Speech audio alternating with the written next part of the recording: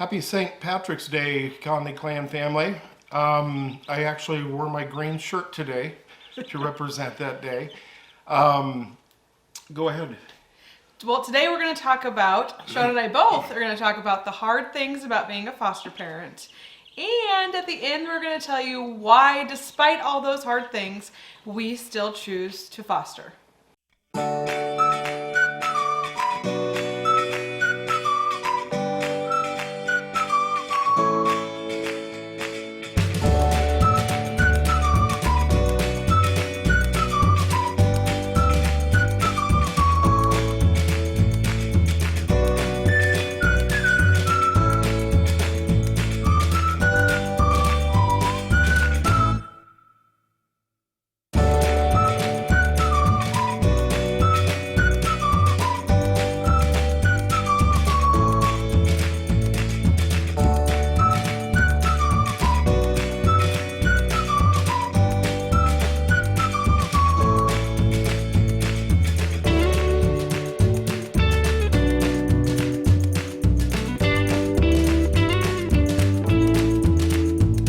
So there are a lot of good things about being a foster parent, but I have had a lot of comments and questions about some of the tough things about being a foster parent. And so today we thought that we would touch on those. We can do a whole nother video about all the good things, but today we're going to talk about the tough things. And Shaun, one of the first things he had said that he wanted to talk about was the stigma around foster parenting. Yeah. That's always a big hurdle, I think, for people, unless they have grown up in some area of foster care, whether it be from the employment side or being in foster care themselves. But for us, Raya knew from high school that she wanted to be involved in foster care in some way. And I really had not given it much thought. I love kids. But it was just something that was never talked about as I grew up. I didn't know any foster kids really in high school or junior high. And my parents never really had an interest in discussing it or talking about it. It just wasn't close to us. Well, and for me, we had actually had neighbors right across the street from us, and they did foster care for large sibling groups. So that was the first time that it had ever touched my life. I actually went to school with some foster kids. Right. So I guess I wanted to bring that up first because I think that was a really hard part for me, and I think for us as a couple, to get to a point of actually doing it. Well, and let's be honest with foster care, we talk about stigma, and it is, oh, you're in it for the money, and I can honestly say that that was the last thing on my mind. Yeah, you're definitely not doing it for the money because, and although some people might, but we have had some really tough kids, and so you're dealing with a lot of hard things. Also kids that have come from really hard places. The stories that you end up hearing are just not your ordinary stories, and so that can really be hard working with those kids. So we definitely never even thought about the money. It was more about just helping the kids, but people do think that about you sometimes. So the fear of the unknown is another one, and I think it's the fear of what your family is going to think, what your neighbors are going to think, the fear of adding a child to your family that is a different ethnicity, not knowing what behaviors are going to come. So there's a lot of fear that comes with foster parenting. I think when you're a newer foster parent, like what your family's going to think, and you quickly, I feel like, get over that. What your neighbors are going to think, I feel like you kind of quickly get over that. I don't know that you ever really get over worrying about behaviors, what behaviors you might get, because some of them are really tough. But, we obviously at this point don't really worry about ethnicity because our family looks very different from one another. But if you haven't experienced that, you might worry what people are going to think in public and things like that. So there is some fear that comes with foster parenting in the very beginning that I think subsides. Yeah, and for first-time parents, I think there's a little bit more fear of the unknown because if you already have kids, they throw things at you all the time, and you're not ready for it, but you have to go through it, and you learn that you're pretty good at kind of ad-libbing as you go. Yep. But and there's a lot of fear for the kids as they're coming in, and that's a whole different side of the coin. But yeah, there is some fear regarding how people are going to think. You know, your neighbors, your family. And I know on my side anyway, we had no experience at all with foster care. My mom and dad never really talked about it. My grandma never talked about it, although she did help a lot of kids that were in need. And that has just been found out since she's been gone, about how much she helped the kids. But yeah, once you get over that, the first couple kids that come in, you kind of just throw that to the side, you know, those worries about what people are going to think, how the kids are going to react, and are you going to be okay, you know, responding to things you're not, you know, comfortable with. I don't think it takes long. No. No, and all that stuff kind of goes away. Yeah. You're going to be involved with a couple of different types of foster related things that are going to come up. One is going to be, you know, the brand new mom that's got the 4-year-old that has never had any experience in the foster care world and trying to deal with foster parents and the system in the state, who is scared and wants their kids back. Then the other flip side of that is the really difficult ones, in my opinion, are the very experienced parents that have their kids taken, you know, 3, 4, 5 times over the years.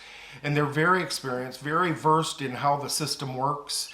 And they, you know, I don't want to say they take advantage of it, but they kind of do, in the sense of they know the ins and outs of how to make the changes happen.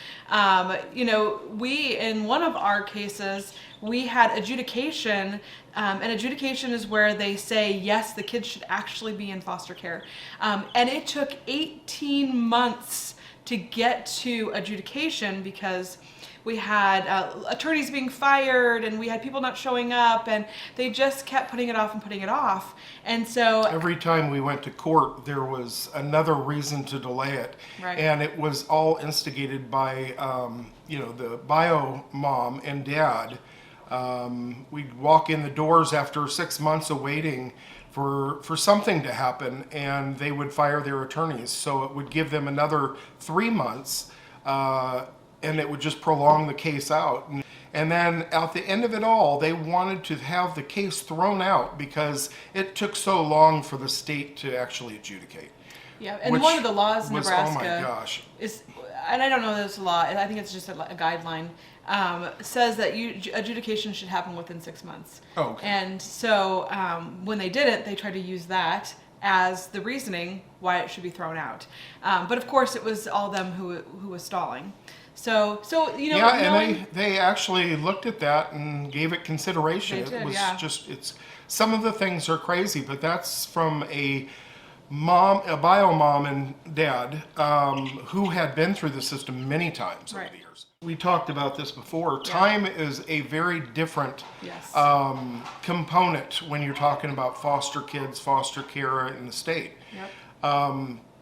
You And know, that goes to show with the sibling group we adopted. You know, they were in foster care for about 4 years before we even got any finalization for them. You know, and they were littles. I mean, Yeah. you know, Isabella was only 2 years old when she came to us, and she didn't get adopted until she was 6.5.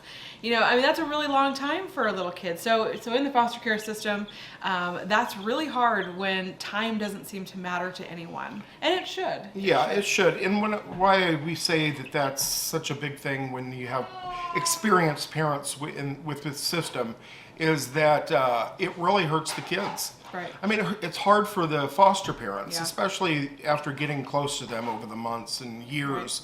But it really is hard on the kids, and that's hard on the foster parents to watch the kids go through that for so long. They make allegations.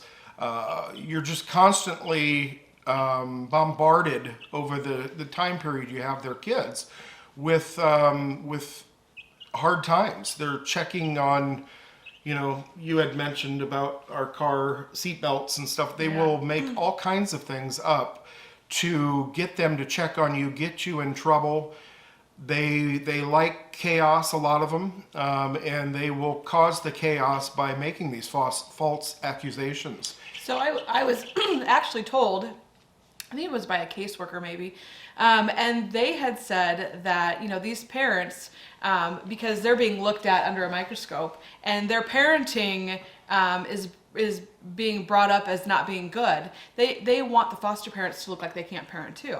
And so, in one of our cases, the mom had said that our back seat was bungeed in our car. It was a Volvo station wagon that was very, very safe. Right. I mean, they're off the charts as far as safety goes, Well, the compared to a seat lot of them. was backwards. And Yeah. in those Volvo XC70s, one of the seats sits backwards. And so she thought we had just put it in there and bungeed it in.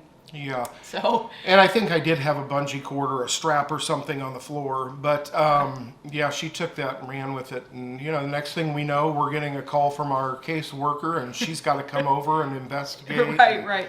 Yep. So things like that, and simple things like we were giving the kids melatonin, and one of the parents said that we were drugging their kids, and I had to get a doctor's note, which was absolutely ridiculous. But things like that sometimes will come up.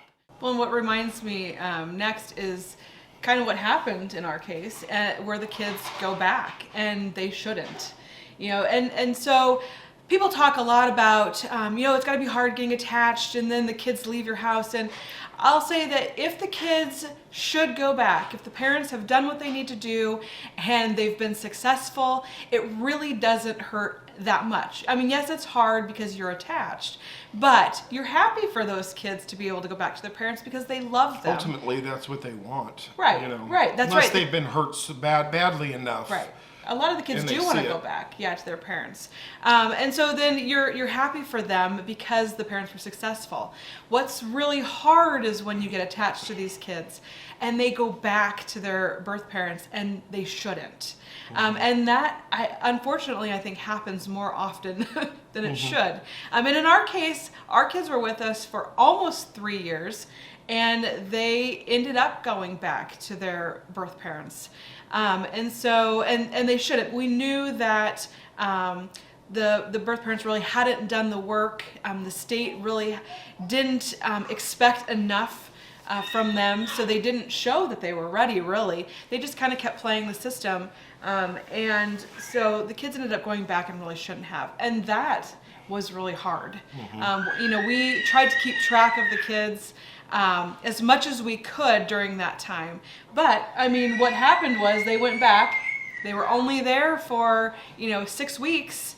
And then we got a call again saying they had been removed for a 4th time. Yeah. And asking if we would take them, which obviously we did, and we ended up being able to adopt them. But, that was hard, watching them go back and knowing they shouldn't go back.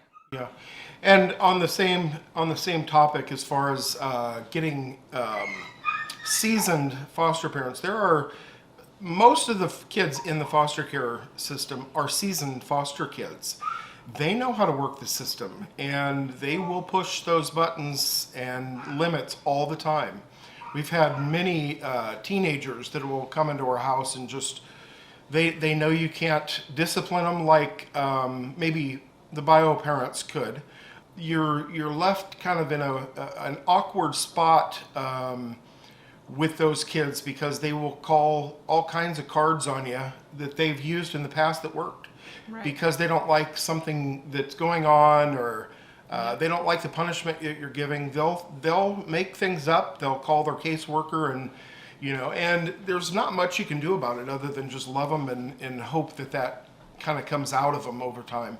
And I feel like what you said, usually it's teenagers. And so like for us, what we did was we started with little kids until we got some experience being foster parents. And then once we had experience being foster parents, we branched out into older kids.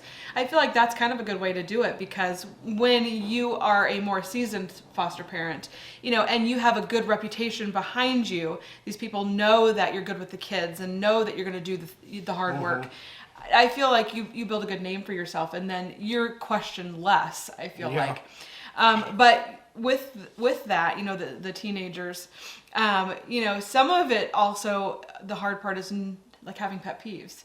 You know, some of these kids would come in and they would rummage through our things at night. They would steal things from us. They would, and so knowing what pet peeves you have, so that was mine, you know, and trying to not take those kids that do those things. So sometimes you don't know, and other times they'll tell you that this child has problems with this, and that. And so a lot of times if kids had problems stealing, I would say no to that placement, because I know that that really bothers me when that happens. The other thing, what you were saying, was that you can't take their stuff. Yeah. You know, that reminds me of that movie Instant Family, where she holds up the phone and, you know, they say, the foster child says, you can't take it from me. And Just because her mom had given it to her. right, because her mom had given it to her. Her Now, bio mom. I think it maybe depends on your state. The way that we handled that was, we said, we're not going to take it from you forever, but you are grounded from it.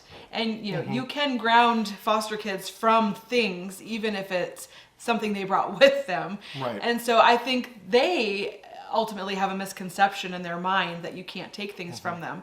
And you can't take them away forever, but you can ground them. And the thing I want to just highlight here again, there are so many great aspects to fostering kids and adopting kids. Absolutely. And this is supposed to put those on the back burner and talk about the bad things. So these are things that have happened over years and years, and you know, you're going to have bad things happen no matter what you're doing. You know. One of the next things that I feel like is, and I feel like we've been pretty good at doing it, is making sure the professionals like you. So we have built very good relationships with the professionals on the case. So the caseworker, we have our agency worker, we have CASA, we have our GAL, you know, we have the county attorneys. We have this group of people, and they know us. Right. And they would know you, you know, if you get into the workings of it and utilize all the I don't know, classwork, or I don't know, just the knowledge that's out there in different areas. But one of the reasons I feel like that's very good for any foster parent to get involved with a lot of different branches of the state like that, from the CASAs to the, you know, caseworkers and to therapists, is you get 10 people on your side and one doesn't like you. It's going to be hard for them to prove that you've done something bad. And I'm not saying that there aren't people out there that do some bad things and still had a good reputation, but when you have a big audience that you work with, or your stockpile of workers, and they know your past and they've spent months, you know, working on cases with you, it's going to be hard for one of them to turn against you and get you turned upside down. Now, and we have never had any experience with that, but I've had friends that have had experience with that, where maybe the GAL didn't like them, or didn't like how they were handling things. And in those cases, the kids actually got removed from their care, and they were guilty until they were proven innocent. And so that can be hard. I mean, the bio parents can make an accusation, though. They will come in and remove that kid with police. I mean, we've heard some horror stories where it's just like, oh my gosh. Yeah. But a lot of that, I don't know, it happens to good foster parents. Well, and we actually had we had the birth parents make accusations against us. They called CPS. They made accusations. You know, we did not have the kids taken, but they did come and they did talk to all the kids and interview them, and make sure that everything was okay, which I think is good. That's their job. But, you know, that does happen in foster care. You get birth parents that make accusations. You can get foster kids that make accusations. Sometimes if they like your house and they are scared, you know, they might do something like that because they don't want to get too attached. So they want to move on. Right. So, you know, I was telling some of the kids' friends' parents, about how in the normal world where you're not a foster parent, you're just a regular parent, that doesn't usually happen. You know, you don't usually get kids that make accusations Right. that aren't accurate or that are false. Yeah. But in the foster care world, you do get that. Yeah, and I don't know, it's kind of the nature of the beast because normally you're innocent until you're proven guilty. In this field, they have to watch it close because they can be sued and they can, if something happened and they knew, you know, from let's say a bio parent or a foster child that something might have been going on that shouldn't have. Their immediate response is to take that kid out of the house, get him in a safe place, and then investigate. So it is kind of like you're guilty until they prove you innocent. And once they prove you innocent, then you've got the child coming back, and it's awkward too, I would imagine. So one of the next things that I feel like is kind of tough, and there's several parts to this, is visitations. So when the kids have visitation with their birth parents, you get several things that are tough with that. Number one, the kids come back with behaviors. And so you have to, you know, work through that. You know, what we have found that works is making a good relationship with a therapist, and then really actually doing the work with the kids. Every time we used our skills, I feel like we had a definitely more successful time with the kids, especially after visits. Yeah. Also, visitation workers not documenting things. And this happens a lot. You know, I had one comment to me that they're constantly working with the birth parent. They have to see them multiple times a week. And, you know, they don't want to write a whole bunch of bad things about them. But that documentation is really important because it tells the caseworkers how the parent is doing with the kids. And if the visitation workers don't want to document that, then there's not true documentation on really how that is going. Yeah. And it is it's a documenting type of situation for everybody involved. I mean, luckily, she's always got a notebook and she's documenting things, whether the kid falls down in our house and gets a bruise on his knee or her knee, you know, or a bike ride that, you know, one of the kids took a spill, that all has to be documented. But you'll figure that out. I mean, that comes second nature, I think, for covering yourself. I hate to say that, but... Well, and I think, you know, I documented over a year and a half, and I documented everything that happened. Like when we took the kids to therapy, to speech, to anything, to our interactions with the birth parents, to the kids' interactions with the birth parents, to court, anything that happened, I documented. So over a year and a half, I had 62 pages worth of documentation, and I was told that actually helped a lot. In the case. Yeah, with the case, because I just literally had everything documented. And so I think that's important. I know another foster mom that documents all the time, and they have found that that's very helpful as well. Yeah, you really, it's good to be able to refer back before court to all that activity that went on in the last 3 months, because you're never going to remember it just off the cuff. That I feel like was hard towards the end for us, right before the kids went back to their birth mom for those 6 weeks, was trying to figure out how to balance the best interests of the kids that are, you know, technically yours versus, you know, your foster children's best interests. Now, we loved the kids, you know, we would have adopted them in a heartbeat, but really they weren't ours yet. So it became hard balancing what was best for our family and the kids that we already had versus what was going to be best for the foster kids, because it looked different looking at those two things. Right, and let's touch on that for just a minute.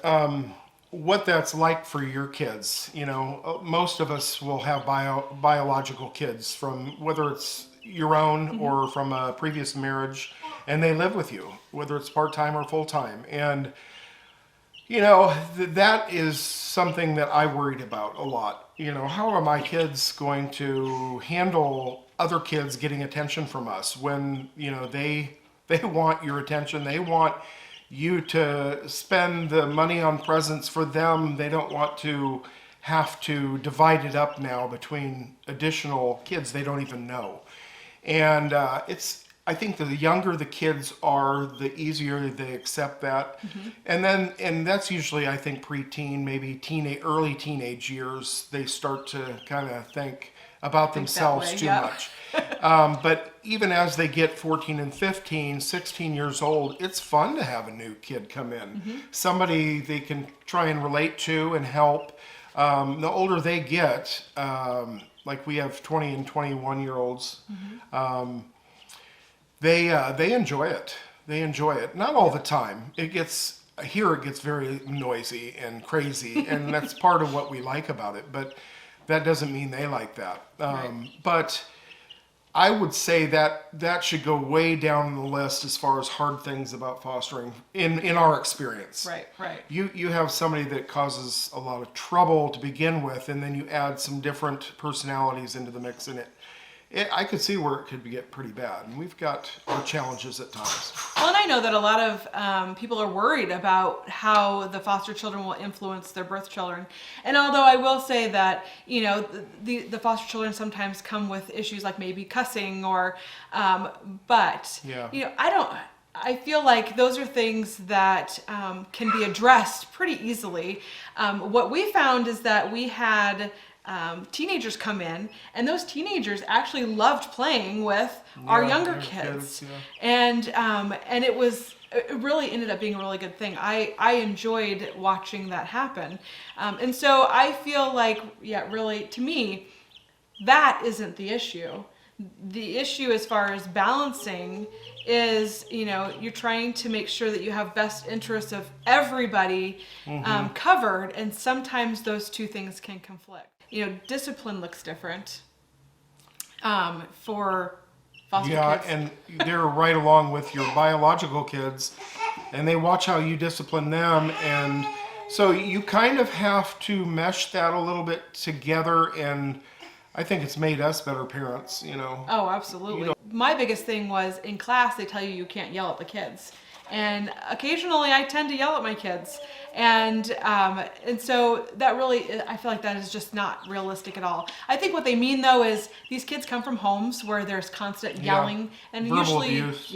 Right. Verbal Which usually leads to physical abuse, and that's what they're expecting to happen. So it can be very upsetting to them having somebody yell over them, and we don't. And once you go to the therapy, I feel like we've learned so much in therapy.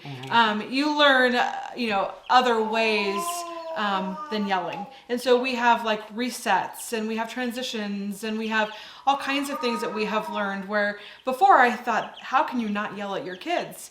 But now I think, I get it. We have all these other techniques, and it's just about, I feel like it's just about learning. Yeah.